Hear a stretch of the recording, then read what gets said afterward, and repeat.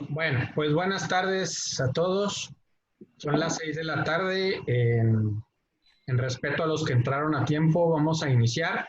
Déjenme les comento que, bueno, hay algunas reglas generales. Eh, los que estén en la computadora, mis hermanos, ahorita voy a silenciar todos los micrófonos, pero cualquiera puede quitar el mute en el momento que quiera. Si están en la computadora, nada más tienen que presionar la tecla de la barra espaciadora en lo que están hablando y sin ningún problema pueden hablar, lo sueltan, se vuelve a conectar se puede silenciar el micrófono. Igualmente lo pueden hacer manualmente en la parte superior derecha. Pueden quitar el silencio del micrófono. Este, la plática está más o menos, el taller está más o menos establecido para durar 2 horas con todas las preguntas. Sin embargo, bueno, pues en un momento dado, si gustan hacer uso de la palabra, pues adelante. Se está contemplando una sesión de preguntas y respuestas al final. Eh, Mis hermanos, pues para mí es un privilegio decirles que este es el cuarto taller en el que hemos estado trabajando dentro de lo que es la Gran Logia. Y hoy nuestro querido hermano Ángel García nos va a dar un taller acerca de algunas cuestiones, acerca de cómo se adquiere el conocimiento. Entonces, nuestro hermano es aprendiz de masón, está en la... ¿Estás en Perse, mi hermano? Espíritu constructor número 3. Cierto, estás en Espíritu Constructor número 3 en la ciudad de Chihuahua. Y bueno, los conceptos que aquí se viertan son responsabilidad exclusivamente del expositor, por supuesto, pero estoy seguro que va a ser sumamente interesante para todos. Ya estamos grabando, mis hermanos, lo vamos a establecer en el canal oficial de YouTube de la Gran Logia. Ya en la noche ya está disponible. Así es que, mi hermano, pues muchísimas gracias y adelante. Muchísimas gracias, mi hermano, y bienvenidos a todos. Pues de mi parte, me da gusto ver esta forma en la que nos tomamos el tiempo para aprender alguna cosa nueva, para estar inmersos en cualquier nuevo tipo de aprendizaje. Es que nos van a servir en general. Una de las cosas por las que quiero compartir este taller, por las que quiero compartir esta visión, esta experiencia sobre la enseñanza, y ahorita voy a aclarar el porqué de la enseñanza, es porque creo que todas estas cosas que están dentro del proceso de la información y transición hacia el conocimiento se aplican en cualquiera de la carrera que me mencionen, sea universitaria, sea una profesión, sea un oficio. Todos, sin excepción, estamos expuestos a tener que plantearnos de cierta manera y con cotidianidad el cómo vamos a adquirir el conocimiento que estamos buscando de acuerdo a la información que empezamos a obtener. Les comento brevemente sobre mí y el por qué inicié con este propósito de este proyecto. Esta conferencia, este tema, este taller, como cualquiera de los nombres que le gusten poner, lo inicié hace algunos 2 años más o menos, en una exposición que hice para la Universidad Autónoma de Chihuahua, de la cual fui maestro durante 3 años y medio en la carrera de la licenciatura en canto. Soy egresado de la Universidad Autónoma de Chihuahua como cantante y me dedico profesionalmente a la ópera. Mis áreas dentro de la música o dentro del aprovechamiento musical los empecé a buscar y generar en base a la enseñanza. Por cuestión económica, obviamente, por nombre, por currículum y sobre todo me di cuenta durante el proceso, desde que inicié a la fecha, por el aprendizaje. La mayoría de las personas con quienes he tomado cursos fuera de Chihuahua o fuera de México, todos, sin excepción, se dedican a la enseñanza, ¿no? Llámese un coach, llámese un director, llámese un cantante profesional, todos en determinado momento han estado inmersos en la educación. Y esta es la razón por la que el aprendizaje, por la que la información que ellos obtienen se vuelve conocimiento y obviamente pueden comenzar a transmitirlo. Y es justamente el punto del objeto de este taller. Regularmente, o no sé si a ustedes les pasó a la hora de que vieron el nombre del taller, de información a conocimiento, aunque les pongamos un montón de tips, aunque intentemos no sé, facilitar este camino, tenemos que ser muy claros en que lo que está entre esto, entre la información y el conocimiento, pues es tanto la metodología del aprendizaje como su práctica, que es lo primordial. Yo estoy seguro que todos ustedes conocen muchas personas que son mejores para la teoría, otras somos mejores para la cuestión práctica, y cualquiera de las dos son absolutamente válidas en cuanto al aprovechamiento, mientras se llegue al resultado obtenido y específico, perdón, y que obviamente hayan obtenido un avance en la información y que no se quede solamente como algo que leyeron en alguna ocasión, como algo que escucharon, como algo que lo que sea, ¿no? Comienzo a plantear la raíz del problema general. Laborar en la UACH, si algunos de ustedes conocen a alguien, es una experiencia muy buena, es una experiencia muy enriquecedora, pero también te das cuenta de manera como un tanto global el problema en general que está sucediendo con los alumnos. Yo he visto durante mi enseñanza del canto ahí en la universidad, me tocó ver bastantes alumnos con un montón de aprovechamiento vocal de manera natural que se les frenó. Me tocó ver bastantes alumnos con muy poco aprovechamiento vocal y con aptitudes para la música que lograron desarrollarlas un poco más. Entonces, sin meternos en a quién se le enseñó por jalarlo o por tener lástima o por como quieran verlo, o a quién se le frenó por envidia o a quién se le frenó por hacerle creer que ya está listo y que no debe de aprender más y que puede incursionar en otra carrera. Sin ninguna de esas vertientes, creo que es importantísimo entender que la enseñanza va en cuanto al maestro, aunque tenga los apoyos multidisciplinarios para transmitir el conocimiento, si no hay un proceso bien claro, específico, primariamente de él hacia el alumno, no va a poder tener el provecho de la enseñanza. Y por supuesto, desde antes, la información que tiene el maestro no se vuelve conocimiento, porque solamente es su información. Hay muchos egresados, hay muchas personas que están dentro de la licenciatura, pero no todos salen con un nivel académico competitivo.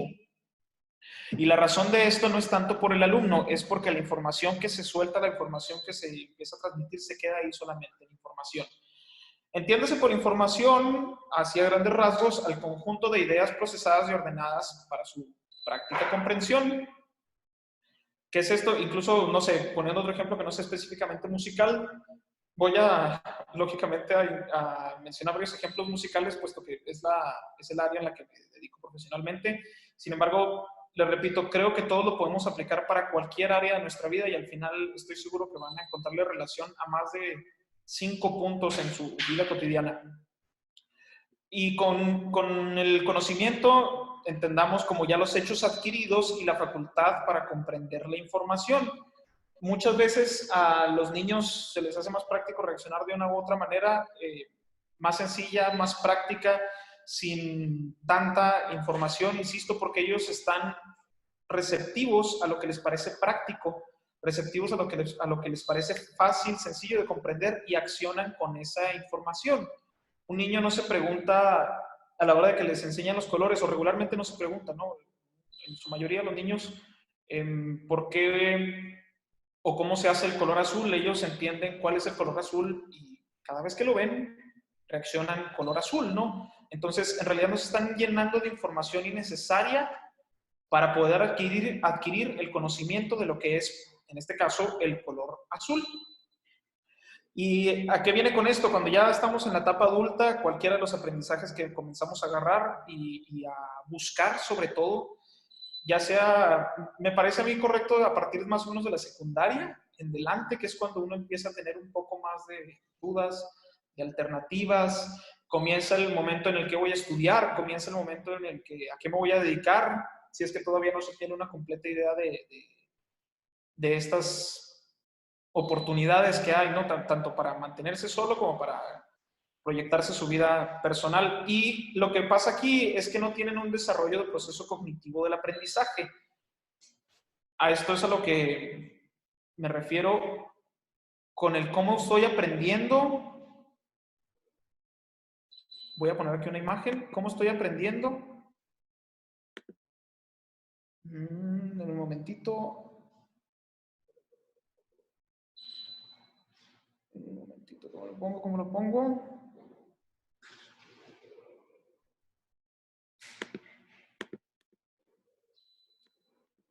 No me da la oportunidad de poner la imagen. Nada más tienes que ponerle en compartir, mi hermano, ¿no? Sí, aquí está ya, compartir pantalla. Ya, denme un segundito, aquí se los pongo. Aquí lo alcanzan a ver. ¿Sí? Sí. Ok. Y bueno, me imagino que pueden alcanzar a ver esta pantalla, ¿no? ¿Sí? ¿No está correcto? Bien, espero que se estén viendo. Entonces, Sí, estamos viendo. perfecto. Hablando sobre, insisto, prácticamente, drásticamente, sí, rápido para poner algunos ejemplos. Algunos de los teóricos tienen, a reserva de que, a pesar de que tienen diferentes expectativas sobre cómo se hace el aprendizaje, sobre cómo se desarrolla el aprendizaje, sobre cómo se aborda y se obtiene el aprendizaje, todos caen en una o dos similitudes que nos llevan a todos a entender, insisto, formas prácticas de la comprensión del proceso que necesitamos. Por ejemplo, Jean Piaget dice que se vuelve el aprendizaje cuando la información se empieza a experimentar en base a la experiencia únicamente, ¿no? Él utilizaba sus esquemas, así lo menciona, esquemas de aprendizaje cuando ponía, por ejemplo, a los niños a experimentar sobre la forma. Para él era importante la manipulación en específico, el interactuar con la cuestión física del aprendizaje que se está teniendo, ¿no? No es lo mismo hablarle de un libro a un niño que agarrar el libro, llevárselo a las manos y comenzar a explicarle. Se ojea, se lee, etcétera, ¿no?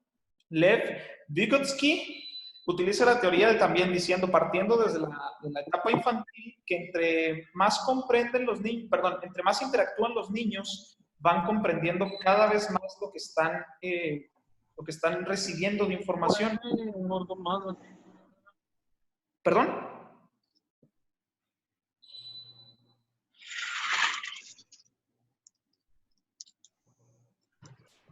Ok, continúo. Escuché. No sé si querían preguntar algo.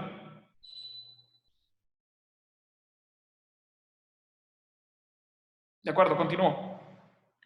Lev Vygotsky utiliza la teoría diciendo que entre más interactúan los niños es mucho mayor la capacidad de comprender la información y transformarla en conocimiento. Y entonces, ¿qué es lo que sucede con esto? Entre más lo platican y entre más lo socializan y entre más se llenan de dudas, pero entre ellos mismos, sus capacidades para relacionar el tema se vuelven cada vez más orgánicas. Es casi necesario que vuelvan a retomar la misma conversación yendo, digamos, a un libro o yéndole a preguntar a papá y mamá, ¿no? David Kolb es otro de los teóricos que se relaciona con estas conclusiones en la que dice que relacionarse y obtener la experiencia del hábito es lo que va a hacer, es lo único que va a hacer que el niño obtenga el conocimiento de lo que está aprendiendo. De esta, disculpen, ¿sí me siguen viendo ahí? Sí. Okay. Bien. De esta forma es en la que se relacionan los teóricos a la hora de mencionar sus bases del cómo va aprendiendo uno. Menciono a los niños porque durante el crecimiento, y seguro estoy que les ha pasado en más de una ocasión, durante el crecimiento nos vamos olvidando de nuestra etapa sensible, de nuestro lado sensible y perceptible a las cosas que nos rodean en el mundo. Y bueno, ¿qué les puede decir alguien que se dedica al arte, ¿no? La sensibilidad tiene que estar hacia flor de piel en cualquiera de las percepciones de la información, porque esto es lo que vamos olvidando en el cómo aprendemos. Regularmente, y estoy completamente seguro, han ido a algún curso, han estado en su educación profesional o no profesional, les ha pasado que cuando alguien llega a aportar alguna idea nueva, tendemos en ocasiones a responder o a pensar, pues, no precisamente verbalizarlo, pero tendemos a decir, ya lo sabía, no, pues claro, sí, pues obviamente, o sí, obviamente es fácil, o eso ya me lo habían dicho, ¿no? Entonces damos por hecho que nuestro aprendizaje va necesitando cada vez menos de la necesidad de la opinión, va necesitando cada vez menos de información y obviamente el conocimiento lo empezamos a hacer un poco más grande en nuestra ideología, nada más, ¿no? Porque en realidad no somos abiertos del todo a que se nos aporte más información a la que ya tenemos. ¿Y qué es esto? Siendo incluso expertos o casi expertos en un tema, no falta quien llegue y nos mencione las mismas palabras, el mismo concepto, una visión panorámica obviamente más amplia de lo que estamos aprendiendo. Me recuerda, por ejemplo, al filósofo Wilhelm Wundt, que, digamos, fue el encargado de que se hiciera la psicología independiente y fue el primero que empezó a hacer experimentos en un taller de psicología, pero con personas reales, ¿no? Ya no eran tanto las teorías. Este filósofo menciona como ejemplo, como claro ejemplo, a Platón y Aristóteles como los principales exponentes de las bases del estudio del comportamiento humano. Entonces, él quiere como separarlo, ok, nos dejaron las bases, digamos, esta parte es la información, ¿sí? Porque, insisto, de información a conocimiento, esta parte es la información, todos los estudios, todas las conversaciones, todo lo que hayan dejado Platón y Aristóteles, él los separa y dice, vamos a hacer la psicología independiente de la filosofía, ¿y qué es lo que vamos a hacer para que sea independiente? Le vamos a empezar a poner experimentación con personas reales. De este modo, toda la información que dejaron nuestros teóricos y nuestros principales creadores de las bases del comportamiento humano o del análisis del comportamiento humano, se va a empezar a volver conocimiento, porque entonces sí vamos a decir si reacciona o no reacciona a tales estimulaciones, el cerebro y el cuerpo, y comienza a hacerse ahora sí conocimiento esa información que se tomó en aquel momento. Y bueno, aquí quiero compartirles en principio los niveles de aprendizaje según Gregory Bateson.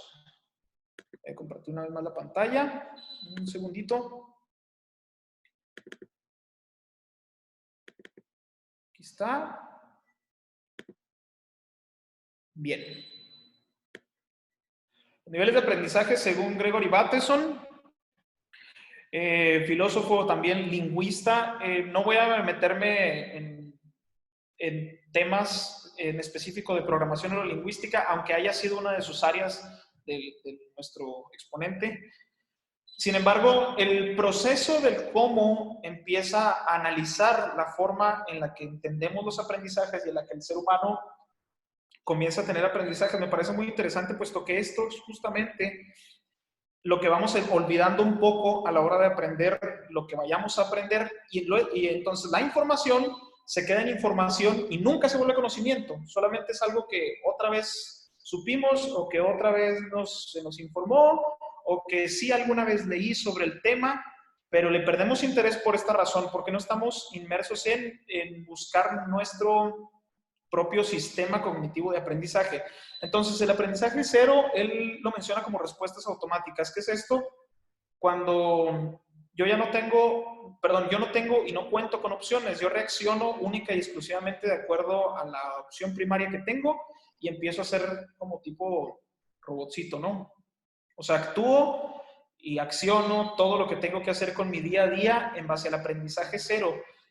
Posiblemente esto se escuche muy duro, ¿no? Pero es cuando empezamos a caer en una rutina que nos está volviendo cada vez más tristes, emocionalmente cada vez menos receptivos a las personas, menos sociales. Ese tipo de aprendizaje en el que me levanto, me baño, como desayuno, perdón, me voy a trabajar, me regreso, pero durante el día en realidad no pasó nada.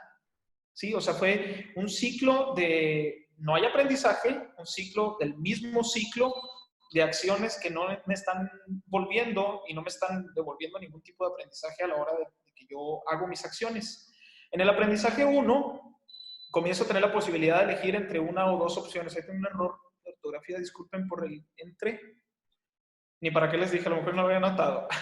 La posibilidad de elegir entre una o dos opciones más, y es cuando empiezan las alternativas para poder decir, ok, bueno, entonces no significa que tenga la evaluación de las opciones, significa que puedo decidir entre una u otra porque ya hay más opciones, ya tengo la posibilidad de escoger. En el aumento de alternativas, que es el aprendizaje 2, son tantas entonces que ahora sí empiezo a dudar y cae o comienza la etapa de la evaluación. ¿Qué es esto? Ya cuando ya tengo diferentes opciones, no nada más la capacidad de decidir, sino decido de entre las opciones qué me conviene y qué no de los beneficios que voy a obtener. Quiero mencionar, por ejemplo, un libro, ¿no? Si alguien quiere comprender o empezar a estudiar filosofía, cualquiera de nosotros podríamos, me parece, a mi punto de vista, recomendar que de buenas a primeras tomar un libro de Nietzsche, pues posiblemente no sería la mejor opción, ¿no? Sugiero que, bueno, a lo mejor buscar algo que te vaya adentrando al estudio o a la lectura interesante sobre la filosofía, más no a las grandes ligas, porque entonces la comprensión no se va a generar, va a estar un poco disparatada ahí, ¿no? Y las dudas van a ser peores. Entonces, demasiada información va a generar menos conocimiento porque no estamos siendo claros con el avance de lo que estamos buscando.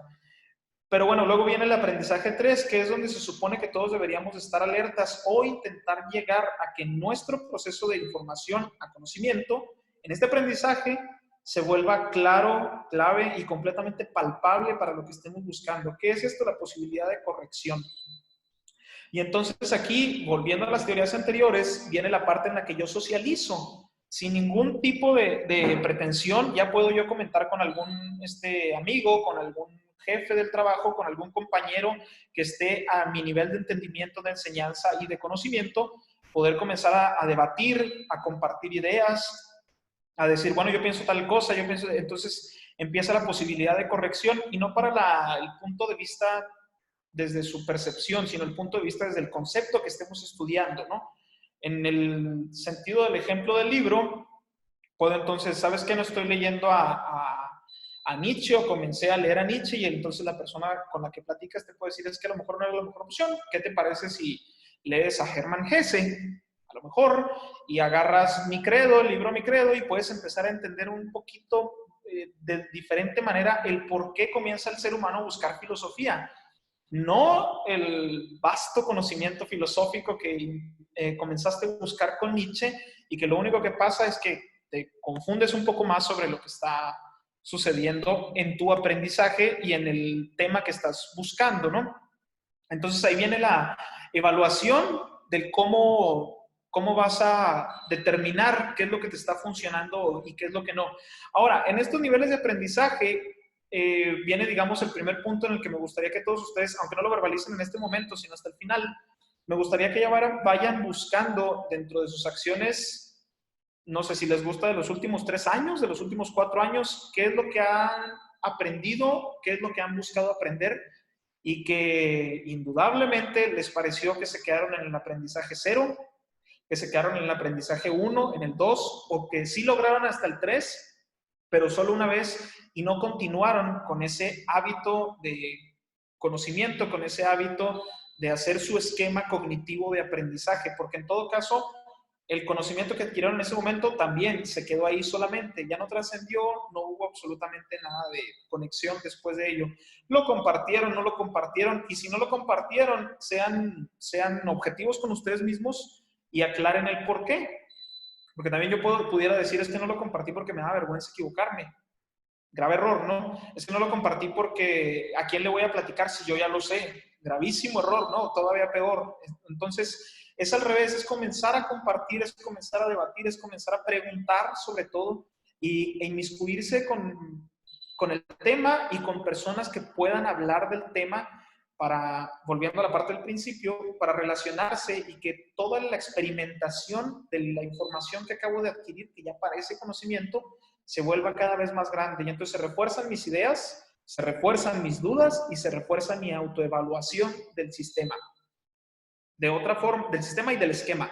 De otra forma, se queda de nuevo como un conocimiento adquirido, simplemente abordado en ese momento y ya no trasciende. Continúo con la construcción del conocimiento y la simplificación de la información. Aquí es importante realizar una especie de esquema. Voy de nuevo a la pantalla. ¿Lo tienen? Una especie de esquema para que vayan haciendo un hábito. Creo, a mi punto de vista, que esta parte del cómo conocer la información, del cómo transformar la información al conocimiento, es un método que particularmente se los garantizo, yo lo hago en mi estudio personal, yo lo hago para mis métodos de enseñanza y veo que mis alumnos tienen completamente los resultados que se buscan. El único detalle es que el principio es el que cuesta. ¿Por qué? Porque necesitamos borrar la costumbre del cómo aprendemos. Ojo, solamente si estamos conscientes del cómo aprendemos. Si aún no podemos ser objetivos con nosotros mismos y decir, no tengo un método. La verdad es que nunca tenía un método para aprender y para procesar la información. Lo que leo, lo que se me queda y punto. Tenemos que hacer primero el esquema cognitivo. Una vez teniéndolo, entonces ya podemos comenzar a abordar el cómo limpiar lo que esté bien y cómo limpiar lo que esté mal dentro de nuestro proceso del aprendizaje. Y quiero comenzar con la motivación porque es un punto clave del proceso de la información en el paso al conocimiento. Difícilmente voy a estar aprendiendo si el tema como tal no me otorga lo que necesito. Aquí unas palabras que me gusta mucho utilizar es la ganancia secundaria. Se le conoce ganancia secundaria como, valga la redundancia, la ganancia que tengo a pesar de que el tema principal o el tema primario no me esté atrayendo del todo. Entonces comienzo a buscar, bueno, ¿qué voy a ganar con esto? Por ejemplo, un compañero que yo tuve en la educación media superior, muy malo para las matemáticas, él en general, y decía, el álgebra no lo entiendo, reprobado cada semestre en álgebra, pero para hacer negocios buenísimo, el joven. Entonces, aquí lo que quiero recalcar es esto, matemáticas son, en todos los sentidos son matemáticas, álgebra o no, siguen siendo matemáticas, ¿no? Unas más avanzadas que otras y unas para un objetivo y otras para otras. Pero en realidad no son las matemáticas lo que se le dificulta a él, sino el objetivo a donde las va a encaminar. Entonces, para él estudiar matemáticas sería algo tedioso. La motivación, como lo menciono aquí, o la ganancia secundaria, es que él está consciente de que él es bueno para hacer negocios, para hacer números, para vender, para obtener, para comprar, y todo eso se le facilita. Entonces, la ganancia secundaria, a pesar de que el tema principal no esté del todo atractivo, la puede utilizar como motivación para ganar un provecho de ese tema. Entonces, sea lo que sea que ustedes estén aprendiendo, sea lo que sea que ustedes estén adquiriendo de cualquier tema, de cualquier carrera, pueden buscar en todo momento, se los garantizo, se van a sentir cada vez mejor con cualquier tema que lleguen a abordar. La motivación o la ganancia secundaria que vayan a obtener de ese tema les va a garantizar una mayor obtención de la información, capacidad y sobre todo la manipulación de la información para que no se vuelva tedioso. El segundo punto es entender la información de manera global. Algo a lo que he puesto mucho de ejemplo, bueno, yo soy papá, mi hija me dio una experiencia muy bonita y graciosa hace algunos años, cuando todavía estaba muy chiquita, que estábamos viendo El Chavo del Ocho. Estoy seguro que todos ustedes han visto o vieron alguna vez El Chavo del Ocho, cuando dice no contaban con mi astucia, y a mí se me ocurre preguntarle a mi hija qué significa astucia, porque la palabra es nueva para ella. Pero entonces, ¿qué hace la niña? Y no porque sea mi hija, digo, estoy hablando de una reacción que muchos niños han de tener. La niña ve en qué momento lo dijo, cómo lo dijo, lo que acaba de pasar en la escena, lo que se acaba de reír y todo, y lo me dice que no contaban con su inteligencia. Entonces, simplificar la información a pesar de que el concepto no esté del todo aclarado, ¿no? Yo sé que no me va a dar una definición de diccionario, ni de Wikipedia, ni de lo que gusten y manden, para obtener el qué significa astucia. Sin embargo, la niña, por la mezcla de ideas que son estimulantes para su recepción, la cuestión visual, la cuestión auditiva y hasta kinestésica, porque está relacionando cómo se mueve el personaje y relacionándolo cómo se movería con ella. Entonces, ella sobreentiende que dice, bueno, pues astucia no sé qué significa, pero de que se refiere a su inteligencia, ¿no? Entonces, a la habilidad, la capacidad de poder hacer esto de esta manera como más práctica. Lo que tenemos que hacer nosotros es entender la información de manera global para poder resumirlo en palabras sencillas o en una o dos palabras. Hablé de tal cosa, comprendo tal cosa, no comprendo estas 10 o no comprendo estas 500 palabras del libro. Lo que de estas 500 palabras comprendo es esto en específico. ¿Sí? No precisamente las 500 porque sería demasiada información.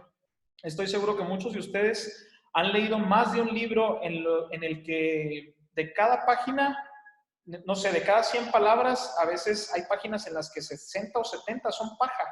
El punto objetivo venía en las otras 30, en las otras 40, nada más. Entonces, todo eso, hacer no sé, encerrarlo con rojo, estoy hablando de un libro, ¿no? Para el conocimiento en general, pueden también encerrar sus ideas en rojo y comprender de manera global qué es lo que está tratando el tema. Punto 3, escribir lo aprendido y lo no aprendido. Este es un hábito que ayuda un montón, quienes lo han experimentado me van a dar la razón, un montón a la comprensión de la información. Hay veces que como maestro, se los digo por experiencia, apunta tal palabra, grábate que tal palabra significa esto y el alumno dice sí, pero no lo apunta. Y así nos pasa a nosotros, me dijeron que esto y así y el otro, y hoy aprendí tal cosa, pero no llegué y la apunté, entonces no refuerzo mi conocimiento de lo aprendido. Entonces siempre siempre escribir lo que aprendí, y para autoevaluarnos y no perder la costumbre de la autoevaluación, siempre es bueno también aprender lo no aprendido, escribir lo no aprendido.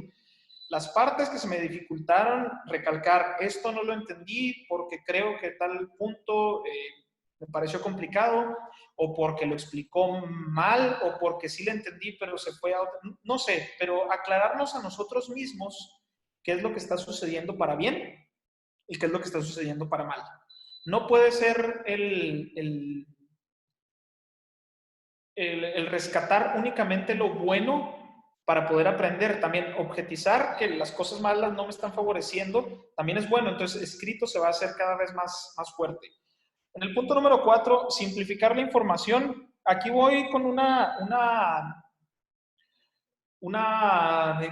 estrategia que se utiliza para la enseñanza del canto, que es el subtexto. Entiéndase por subtexto la parte que yo comprendo. Esto es simplificar la información. A mis alumnos les pongo un ejemplo muy sencillo de un bolero que es mundialmente reconocido, Reloj. Estoy seguro que muchos de ustedes conocen. Cuando enseño canto por primera vez en la parte de la comprensión del guión, de la comprensión del libreto de la ópera, de la comprensión del libreto del poema, de la comprensión de la compilación de poemas de Jaime, yo qué sé, toda la comprensión de una obra en general tiene que tener un subtexto, porque si no, no son palabras orgánicas para nosotros. ¿Qué pasa aquí? Reloj, no marques las horas porque voy a enloquecer, ella será para siempre cuando amanezca otra vez, ¿no?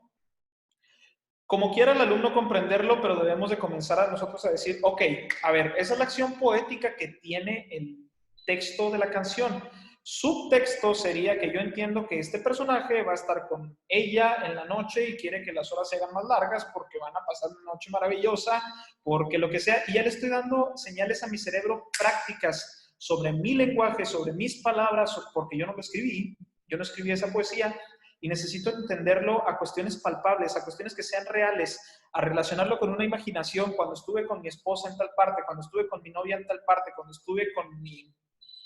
El cariño de la mamá, no tiene que ser sexual esta palabra, el cariño de mi madre cuando estaba al principio en la cama, que tenía miedo, no sé, que no se acabe la noche porque estoy aquí protegido por ella, pero siempre buscarle ideas y buscarle alternativas para que el cerebro entienda que hay más formas de adquirir y retener la información para que se vuelva conocimiento. Por último viene la memorización, que esto es básicamente, muchos lo hemos hecho, es el repetir y repetir la información para que se vaya quedando grabada. Ahorita al final les voy a pasar otro tip que utilizo en la enseñanza del canto para la memorización y les voy a explicar el por qué específicamente estoy consciente y garantizo que funciona. Pero bueno, la memorización es por obvias razones en base a la repetición. El siguiente punto para mí es muy importante porque es básicamente de todo el proceso que acabo de mencionar, si no se hace esto, sería como olvidarnos de todo lo que acabamos de hacer y no funcionaría igual. La metacognición, el prefijo aquí, meta, utilizado, yo lo extraigo, lo entiendo y lo aplico de la palabra metateatro. En la carrera del teatro se empezó a dar una corriente teatral, valga la redundancia, de funciones de teatro en las que se presenta una obra dentro de una obra. Esto es lo que lo hace metateatro. Digamos, una obra cómica se presenta, pero al mismo tiempo dentro de la obra se está presentando el cómo se prepararon para realizar esa obra. Eso sería una función de metateatro, de esa corriente. La metacognición, tomando en cuenta este ejemplo, sería meternos hasta donde se pueda en la comprensión del programa que estoy haciendo cognitivo, de mi esquema, de mi modo de aprendizaje, de mi modo de manipulación de la información, y hacer estos mismos 5 puntos dentro de las evaluaciones que ya hice. ¿Qué es esto?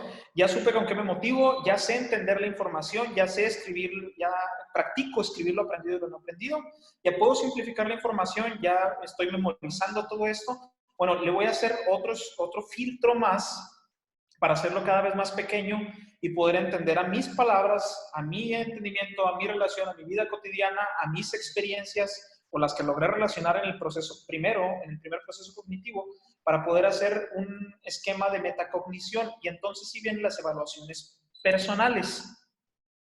En las evaluaciones personales, perdón, ya, continúo. En las evaluaciones personales ya puedo estar autoevaluándome constantemente para saber si lo que me está funcionando está bien, y sobre el proceso ir quitando, esto ya no me funciona, esto sí me funciona, o descubrir una nueva forma de memorizar, descubrir una nueva forma de escribir lo aprendido, no sé, cualquier cosa que vaya sumando herramientas, tácticas, técnicas, a que cada vez se vuelva más rápido y más preciso. Por eso les comentaba ahorita desde el principio, cuando alguien viene y nos comenta algo, tendemos de manera natural, el hecho de que sea entendible no significa que esté bien, pero es entendible que comenzamos a decir, no, pero eso yo ya lo sé. O si nos empieza a aburrir un poquito el tema, pues ya, o sea, ya lo sabía, o no tiene nada de interesante, ¿no? Pero entre toda esa mala recepción que estamos teniendo, el tema ya nos soltó 3, 5 palabras clave que no estamos adquiriendo. ¿Por qué? Porque no estamos dispuestos a hacer una metacognición de nuestra autoevaluación que ya previamente hicimos para el proceso de manipulación de información y que se vuelva conocimiento.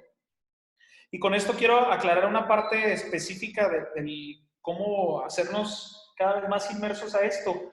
El lenguaje, la característica del lenguaje creo que tiene una meta, un propósito aquí muy, muy grande. Conforme más adquirimos un tema, lo vamos conociendo, lo vamos relacionando con él, creo que es imprescindible comenzar a hablar sobre el tema como conocedor del tema. No precisamente hacer las palabras más rimbombantes dentro del tema, sino comenzar a meterse, pero de lleno en el tema. Lo vaya a desempeñar o no lo vaya a desempeñar, ¿no? Porque entonces son cosas que van a reforzar mi conocimiento. Si estoy leyendo sobre filosofía, bueno, pues a lo mejor ahorita, no sé, porque se me ocurre otra vez mencionando a Nietzsche, yo no me voy a ir a la montaña como venía bajando Zaratustra, pero sí voy a tomar en cuenta el enfoque global que tiene el mensaje de haber ido a meditar, de haber ido a pensar, de haberse tomado el tiempo de conocerse a sí mismo. Y entonces, bueno, a lo mejor 1 hora al día me voy a dar mi permiso de ser Zaratustra y ponerme a pensar en mi sillón de lectura, de ponerme, yo qué sé, hacer la introspección, pero eso ya comienza a ser un lenguaje dentro del mismo tema que me va a dar herramientas y me va a dar refuerzos del tema que estoy adquiriendo, de la información que quiero manipular para que entonces se vuelva conocimiento. El día de mañana, si pasan 2, 3 años, vuelvo a retomar el libro porque es muy bueno y porque me gustó, porque traigo dudas, porque lo que sea, porque necesito recordar. Digo, somos humanos, se nos olvidan las cosas. Entonces, a la hora de que empiezo a leer a Nietzsche de nuevo, voy a ver que aquella experiencia de haber ido a la montaña o todo esto me va a generar ya un recordatorio de lo que había hecho en ese momento. Y pues bueno, como estrategia de hábito, que se nos va olvidando siempre también, es el mapa mental. Creo que es bueno dibujarlo. Funciona como no se imagina las personas que no lo hayan hecho. Quienes lo hacen no dejen de hacerlo. Perdón. Es muy bueno dibujar su mapa mental de la estrategia, de la forma en la que lo vamos generando. Ya leí mi propósito hoy de 3 páginas, el propósito de la siguiente semana es de 5 páginas, y hacer un escrito y hacer mi autoevaluación y compartirlo con mi familia y compartirlo con mis amigos y agarrar sus ideas y compartirlo y comenzar a escribirlo otra vez y hacer otra autoevaluación, y así hasta que se vuelva una serie de hábitos de conocimiento, de recepción de la información y de adquisición de la información para poder manipularla. De otro modo, les digo, se queda en letra muerta o si no, nada más comprendemos una parte y ya, y lo que nos sirve fue, lo que aprovechamos de todo lo que nos sirve fue poco cuando pudimos haber explotado aún más qué era lo que pasaba con este tema.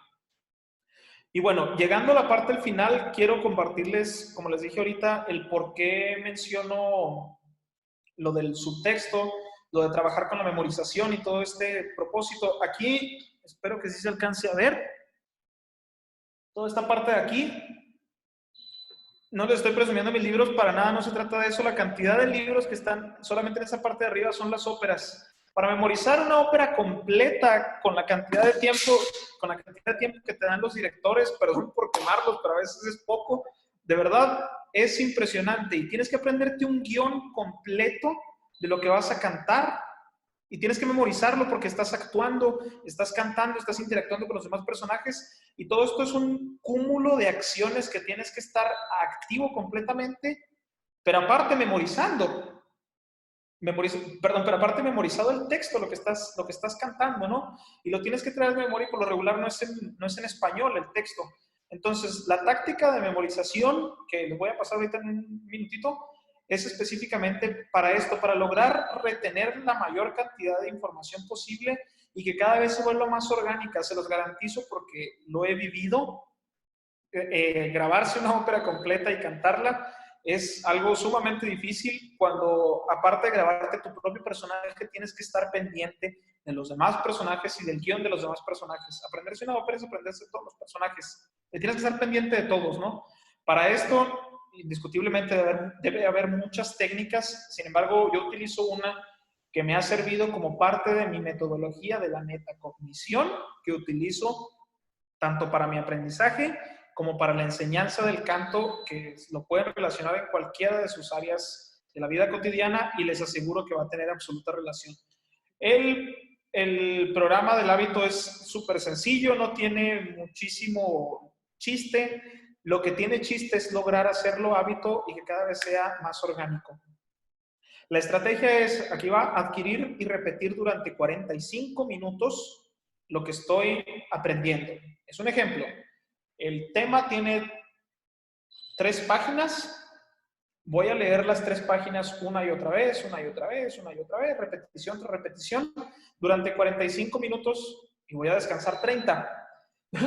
Lo que va a pasar en estos 30 minutos es que no solamente voy a descansar, sino que voy a buscar un distractor que no tenga absolutamente nada que ver, así absolutamente nada que ver con el aprendizaje que acabo de adquirir. Si estaba aprendiendo sobre carpintería, no me voy a ir a poner a aprender sobre albañilería, porque más o menos se relacionan, es parte de la construcción. Es preferible que vaya y aprenda cocina. O me ponga a ver tele, un programa que no tenga nada que ver con algo relacionado con la construcción, porque necesito que mi cerebro se olvide por un momento, pero por completo, de lo que acabo de adquirir. Después de los 30 minutos, vuelvo a repetir una vez más 45, descanso 40. Lo mismo, distractor que no tenga absolutamente nada que ver con el tema que acabo de adquirir. Vuelvo a retomar, repetir durante 45 minutos, descansar 45 y así cada vez más. El hábito que va a adquirir es de 45 minutos y como máximo descanso 1 hora. Después de esto ya ustedes decidirán si el día de hoy, viernes, voy a enfocarme en estudiar 45 minutos en la mañana, 45 en la tarde, 45 en la noche nada más. Y ya no lo vuelvo a ver hasta el domingo. Voy a procurar descansar todo el sábado y descansar con la misma intención. Absoluta distracción del tema que acabo de adquirir para que se vuelva olvidadizo por completo, adquiera otro tipo de información, se relaje y no esté completamente inmerso en el tema.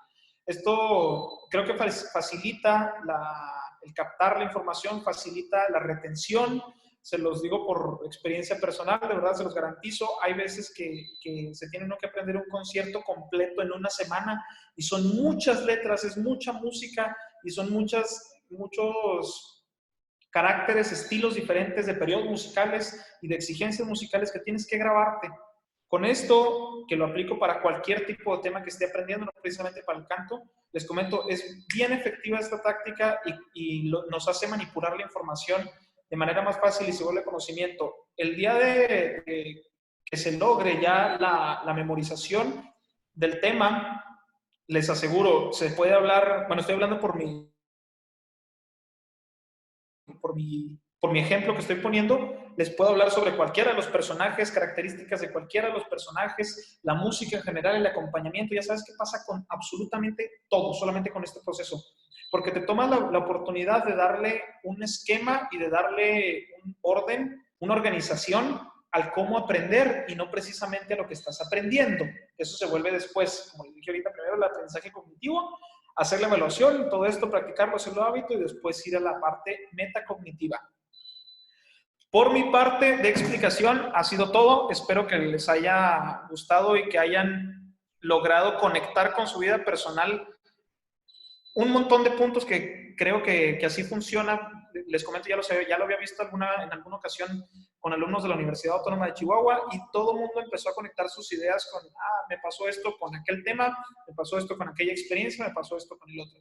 Dejo abierto en esta parte, si me lo permiten, muy respetable gran maestro, alguien que quiera hacer alguna aportación, alguna duda, algún comentario, en este momento soy todo oídos. Mi querido hermano Narradín Morcos se está levantando la mano. Sí, mi hermano. ¿Qué tal? Muy buenas tardes a todos. Muchas Buenas gracias, tardes. muy respetable gran maestro. Queridos hermanos todos, querido hermano Ángel, muchas gracias. Primeramente, me pareció muy interesante toda tu exposición. Tengo una duda respecto al método de memorización que me interesa mucho.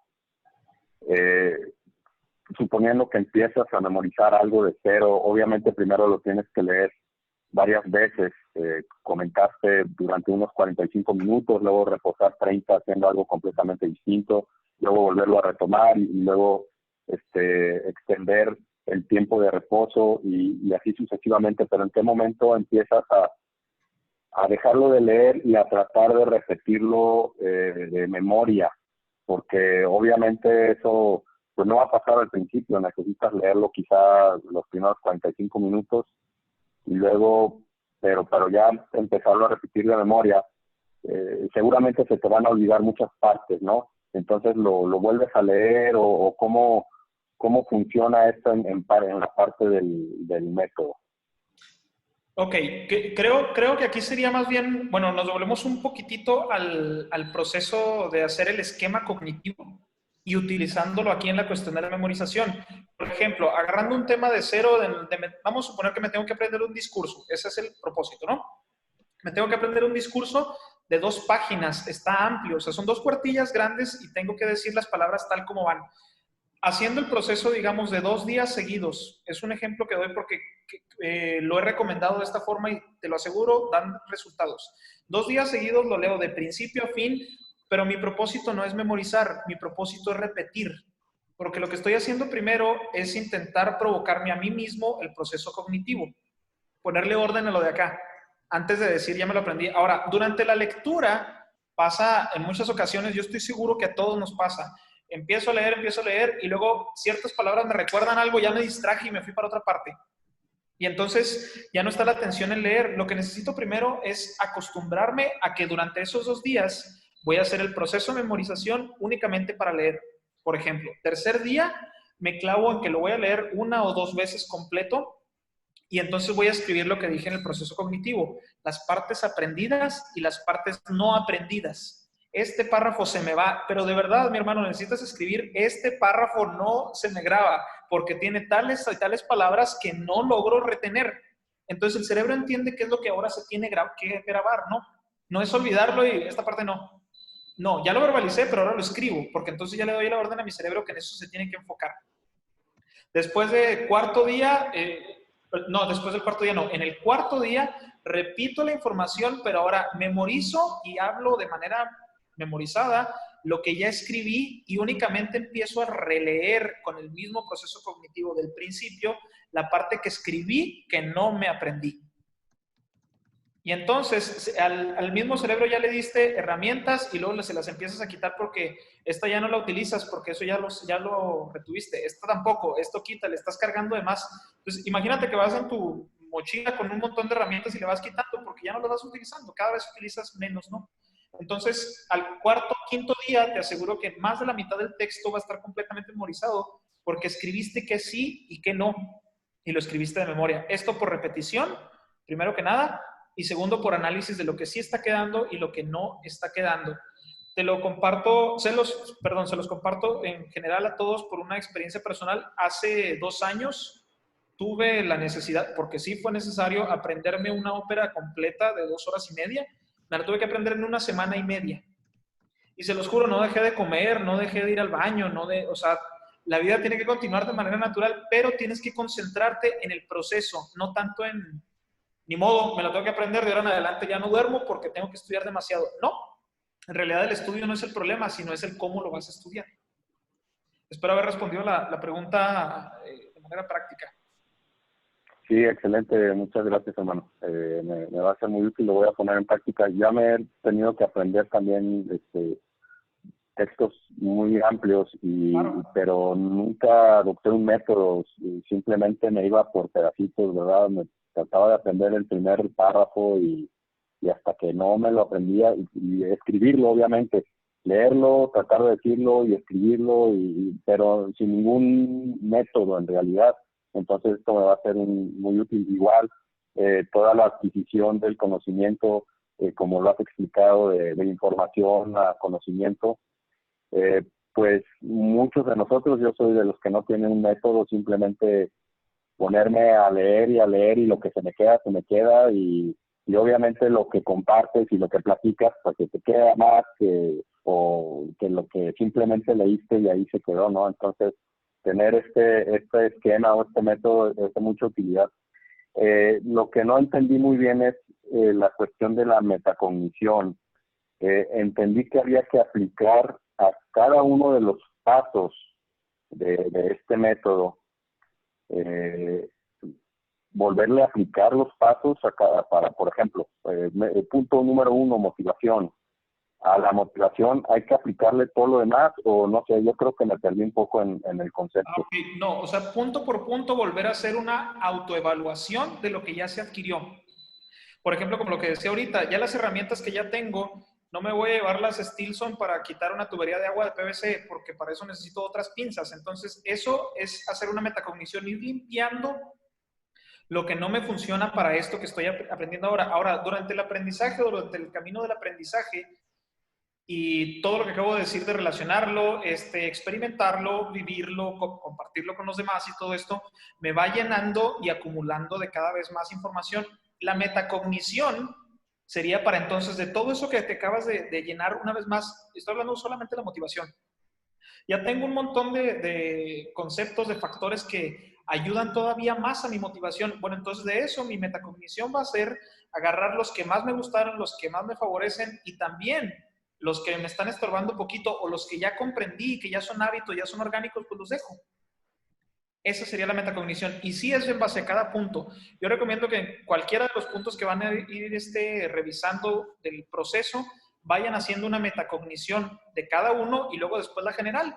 Bueno, ¿sabes qué? Aprendí que sí, o aprendí que ya la motivación ya no la necesito porque estoy completamente inmerso en el tema. Mi motivación ahora va a ser compartir el tema, ¿sí? Entonces, la metacognición que voy a utilizar ahora va a ser que ya no busco una motivación, sino que ahora yo soy quien provoca la motivación. Perfecto. Si me permites, mi hermano, a mí el concepto de metacognición me parece sumamente importante porque estamos hablando de que ya es la aplicación de un aprendizaje significativo. Entonces, a mí me gusta mucho y siempre que doy alguna conferencia, mencionarlo de una manera, cuál es el proceso que seguimos. Nosotros tenemos que aprender significativamente. Luego tenemos que desaprender, porque en un momento dado lo que hoy es cierto, mañana no lo es. Y tenemos que estar preparados para ese proceso traumático, porque es traumático.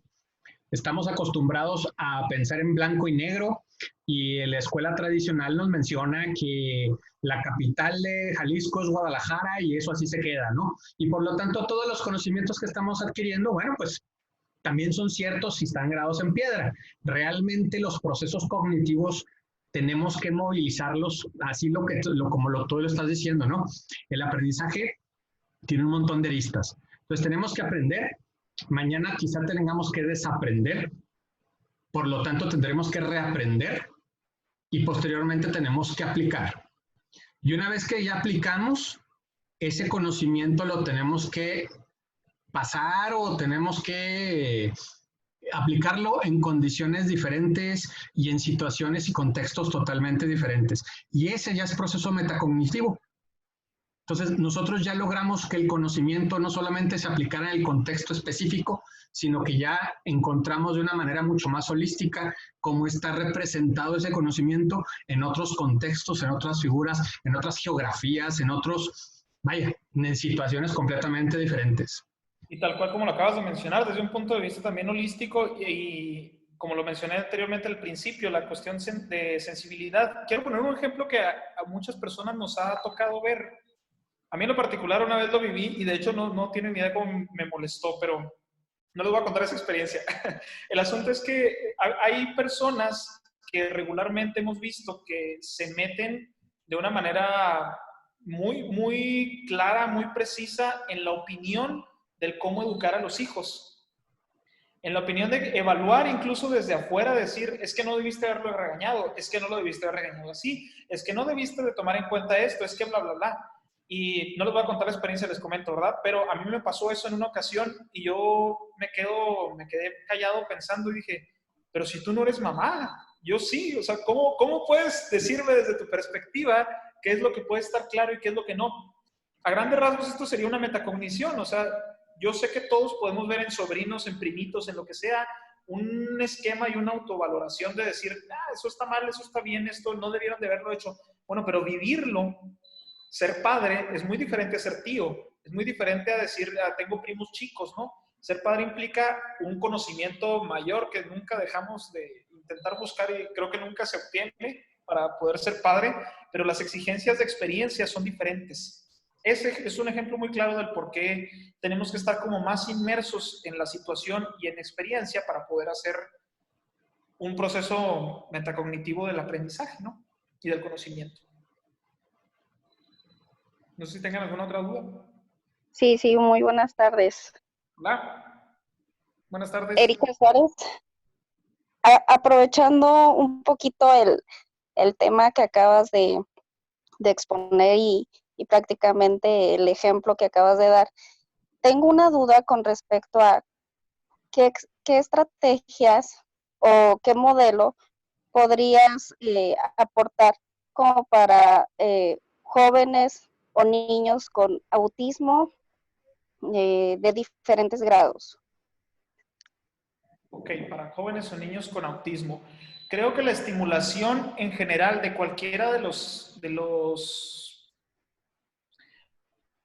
áreas sensibles de sensibilidad de cualquier ser humano son explotables en principio para reconocer qué es lo que le ayuda a cualquier individuo. En este caso, lo que quiero mencionar es que con autismo o sin autismo, en principio debemos de buscar en jóvenes o niños cuál es su área en la que pueden desempeñarse más práctico y más sencillo su aprendizaje y sobre todo la recepción de la información. Porque de verdad, o sea, siendo muy drásticos, con autismo o sin autismo, una persona que es más visual, llégale por el lado kinestésico y difícilmente vas a hacer que aprenda lo que quiere aprender. No precisamente porque no pueda o porque no tenga capacidad o porque lo que sea, cualquier tipo de factor. Yo creo que más bien va encaminado a investigar y revisar primero qué es lo que se le facilita más. En alguna ocasión, no tengo experiencia con personas autistas, pero me tocó estar en una capacitación, curso de principios del uso del estudio musical para personas con síndrome de Down. No sé si algunos de ustedes hayan escuchado sobre las teorías de Dalcroze, de la enseñanza musical. Las teorías de Dalcroze, músico de profesión, son encaminadas hacia la percusión. Entonces él decía y utilizaba sus teorías para personas con tratamiento especial y personas que no tuvieran tratamiento especial, de cualquier tipo de facultades que tuvieran las personas, porque dice que el aprendizaje musical hace que intervengan mayores factores de sensibilidad para la recepción de la información. Intentando contestar a tu pregunta, porque no estoy inmerso en ese tema de tener experiencia con personas con autismo, pero lo relaciono con esta otra parte de personas con síndrome de Down. Creo que estimular la cuestión rítmica, no estoy hablando específicamente de música y no estoy hablando específicamente de la cuestión kinestésica. Háganlo o se puede hacer de cualquier manera, auditiva o visual, pero la cuestión rítmica va a ayudar mucho a que empiece a percibir diferentes sensaciones. Y con eso va a ser más fácil y más claro intentar encontrar en qué áreas en las que se puede desempeñar mejor para ser receptivo al aprendizaje. Creo que, sinceramente, que con autismo o no, cualquier condición que tenga el ser humano, las habilidades rítmicas son absolutamente comprobadas que generan mayor alcance de la recepción del conocimiento. Y eso va para cualquier persona. Dalcroze tiene investigaciones grandísimas sobre la enseñanza musical en cualquier tipo de persona con la que va desarrollando habilidades para conocer otro tipo de temas y desarrollarse en otro tipo de temas sin batallar tanto. Espero haber sido un poco claro con la respuesta relacionándolo con otras personas. Sí, muchísimas gracias. El motivo de la pregunta es porque tengo un adolescente con espectro. Entonces, se nos dificulta un poquito en la materia de conocimiento de historia, por ejemplo, historia o español o literatura. Entonces, prácticamente el tema que estás otorgando me está dando una orientación al respecto. Sin embargo, a pesar de los mapas conceptuales, mentales, sigue teniendo un poco de problema, porque sus áreas de acción son otras. Sin embargo, lo tengo que adaptar al medio.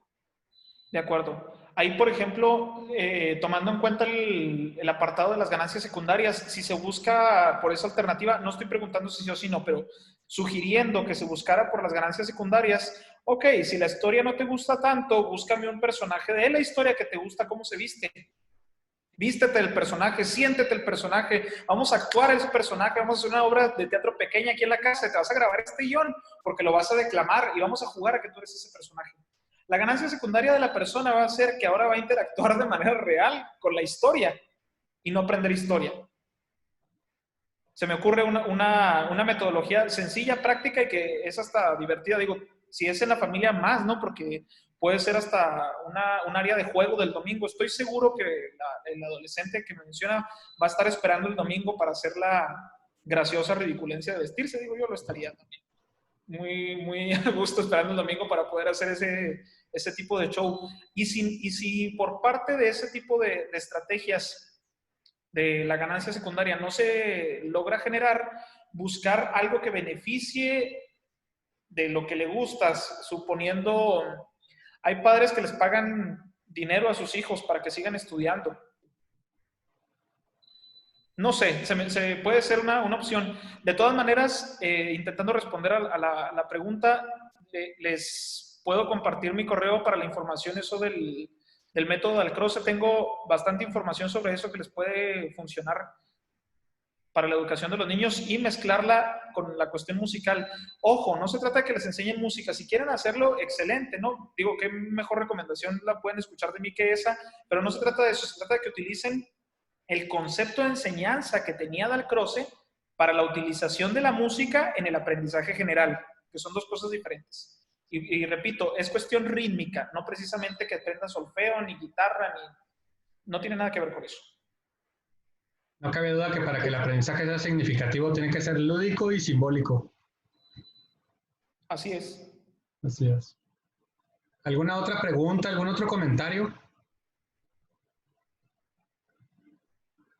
Erika Suárez, no, sí respondí la pregunta, ya no supe. Claro que sí, muchísimas gracias. Estaré esperando el correo electrónico. Perfecto. Gracias. Siento que la doctora Erika Suárez, mi hermano, es directora de un CISAMI en Nogales, Sonora. Es el área, digamos, que encargada de algunas cuestiones de higiene mental para lo que es el estado de Sonora. Y ya nos dio parte de un curso del pasado, el taller, que tenemos nosotros accesible ahí en la en la plataforma de YouTube de la Gran Logia. Sí lo vi, sí estuve. No, perdón, no estuve en la sesión, pero sí lo alcancé a ver. Muy bueno. O sea, ¿Alguien más? ¿Algún comentario? Aprovechemos. ¿No? Sí, mi hermano Germán, adelante. Por Muy cierto, respetable, queridos hermanos todos, agradeciendo la posibilidad de participar y agradeciendo a Ángel la dedicación y una felicitación, es mi único comentario a todos los maestros en su día. Gracias. Maestros en todos los sentidos. Y pues bueno, básicamente es eso. Y adicional, deseándoles salud, deseándoles pues, prosperidad y por último, agradeciendo esta posibilidad pues, de convivir, esta iniciativa de poder compartir en estos tiempos medio extraños que pues nunca había existido. Entonces, muchas gracias, es básicamente mi comentario, es cuanto. Retomando un poquito tu comentario, mi hermano, si te acuerdas, la propuesta de esta administración de la Gran Logia fue desde siempre darle mucha importancia a lo que es el conocimiento con las nuevas tecnologías y ha sido un problemón para que las personas entiendan que la tendencia es a eficientizar el proceso, ¿no? Eficientar el proceso. Agarrando lo bueno de lo malo, realmente hay dos disyuntivas en esta crisis, ¿no? Uno, que vamos a lograr en unos cuantos meses lo que durante años hubiera costado un montón de tiempo de concientizar a las personas acerca de la necesidad de la migración digital, ¿no? U otra, que espero que no sea así, pero que se va a dar en algunos casos, va a causar un rechazo de otras personas hacia esa migración digital, hacia esa utilización de las tecnologías.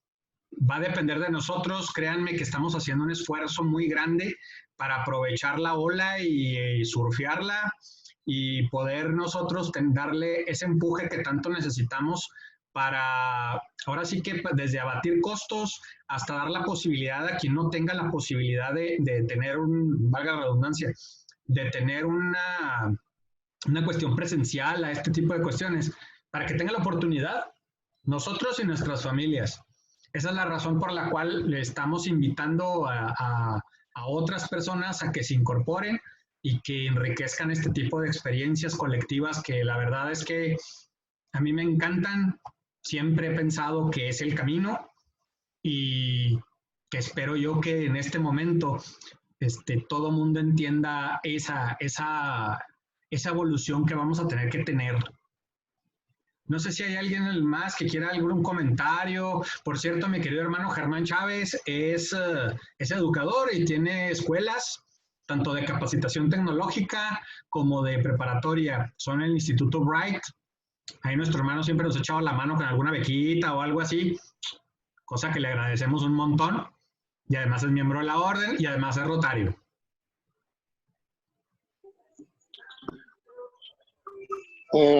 Querido hermano Marcos, soy Jaime Daladier. ¿Cómo no, carnalito? ¿Cómo estás? Muy bien, quiero agradecerte a ti y a todos al expositor Ángel, esta gran oportunidad de escucharlos, verlos por estos medios muy, muy actuales y muy ad hoc a nuestras necesidades de los maestros. Efectivamente, acabas de tomar un punto, un tema muy neurálgico.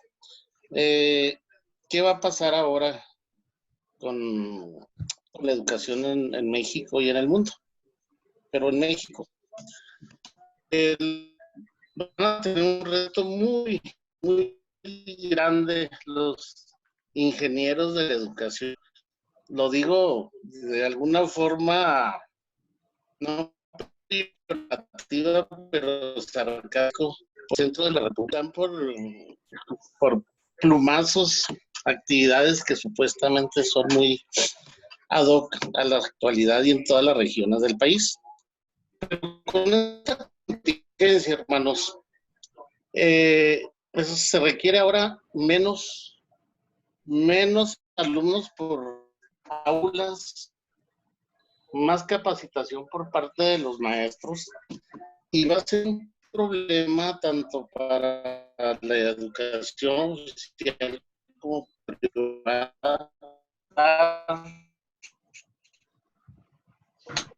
Como que se te está cortando el audio, mi hermano. Esos oficios son oficial 50 alumnos.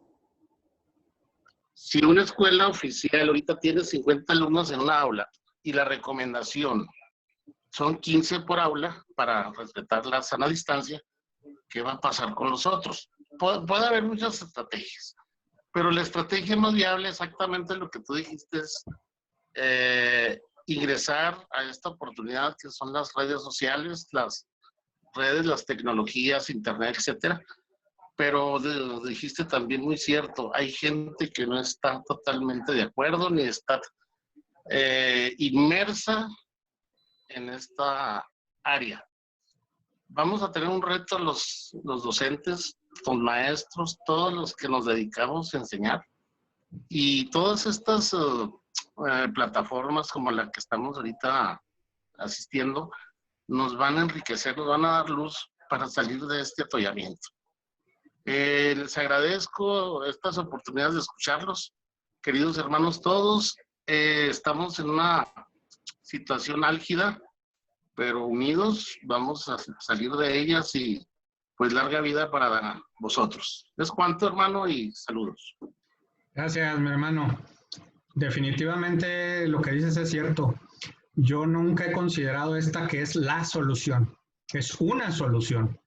Y la verdad, si ustedes se fijan, es una oportunidad muy importante de interactuar con personas que de otra forma sería imposible.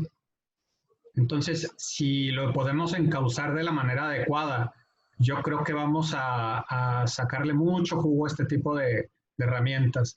Por eso la importancia de todos ustedes, échenme la mano, difundan la información, difundan los videos que estamos grabando, participen. Si tienen algún tema en específico que quieran tratar, con muchísimo gusto lo ponemos en las redes, hacemos una sesión parecida.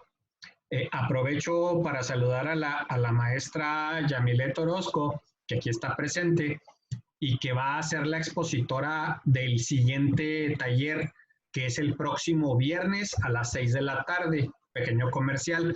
El taller se llama ¿Cómo aprender en casa de forma práctica y divertida sin morir en el intento?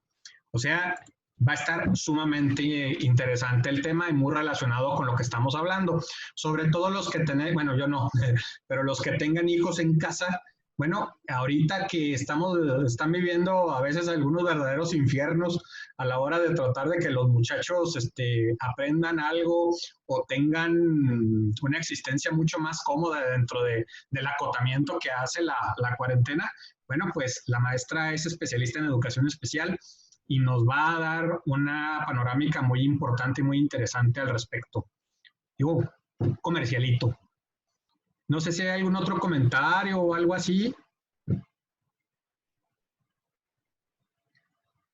Si no lo hay, Ángel, te agradezco muchísimo tu participación, fue sumamente interesante. Estoy seguro que varias cosas de aquí van a ser muy aplicables para todos. Ojalá después tengamos otra participación tuya, me daría mucho gusto. Y si no hay alguien más que quiera hacer algún otro comentario, todos cuídense, por favor, sana distancia. Estamos en la cresta de la ola y está canijo ahorita. Realmente, si no tenemos necesidad, no salgamos. Sí, mi hermano Ángel. Con gusto, mi hermano. Nada más para despedirme, dejo una vez más la atenta invitación a quien quiera información sobre esta cuestión.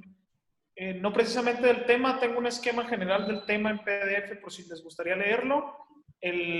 Sobre la estructura, no precisamente de la conferencia que les platiqué, sino sobre la estructura del cómo ir canalizando y haciendo este mapa, y de las teorías de Dalcroze, que estoy seguro que les puede funcionar a cualquier persona, no para ustedes precisamente, pero compártanlo con quien puedan, utilícenlo en sus escuelas. Estoy viendo que, bueno, no sabía que había más maestros aquí, Y pues bueno, para todos puede ser utilizable. Mi correo es garciaaragonangel@gmail.com. garciaaragonangel@gmail.com. Si me puedes compartir esa información, mi hermano, yo la puedo subir a las redes de la Gran Logia. Excelente, entonces ahí que se quede. Con gusto.